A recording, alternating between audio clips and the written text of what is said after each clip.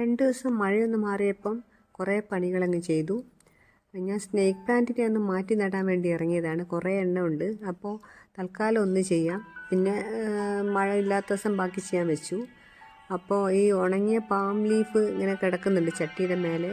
അതൊന്ന് വലിച്ചു നോക്കി. ചിലപ്പോൾ താഴെ വീണാൽ ചട്ടിയൊക്കെ പൊട്ടും. മിക്ക ദിവസവും ഒരു ചട്ടി എങ്ങനെയെങ്കിലുമൊക്കെ പൊട്ടും, വണ്ടി തട്ടിയിട്ടും പൂച്ച ഓടിയിട്ടൊക്കെ. അപ്പോൾ അത് ഞാൻ ഉപേക്ഷിച്ച് സ്നേക്ക് പ്ലാന്റ് തന്നെ വീണ്ടും റിപ്പോർട്ട് ചെയ്യാനൊക്കെ വന്നു.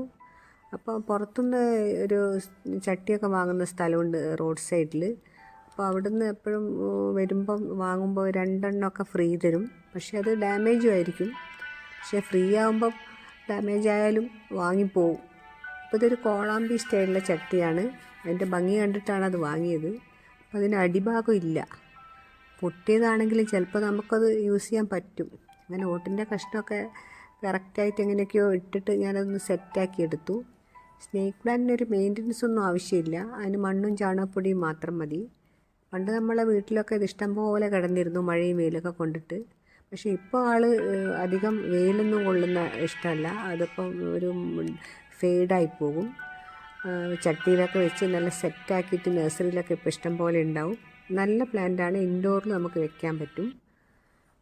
മെയിൻ്റനൻസും ആവശ്യമില്ലാത്തതുകൊണ്ട്. അപ്പോൾ അതൊക്കെ ഞാൻ ഒന്ന് റൗണ്ടാക്കി സെറ്റാക്കി വെച്ചു. അപ്പോഴേക്കും പഴയ പാം ലീഫ് ഒന്നുകൂടി വലിച്ചു നോക്കി. പക്ഷേ അവിടെ വരുന്നില്ല. അവസാനം ഞാൻ കയറിപ്പോന്നു.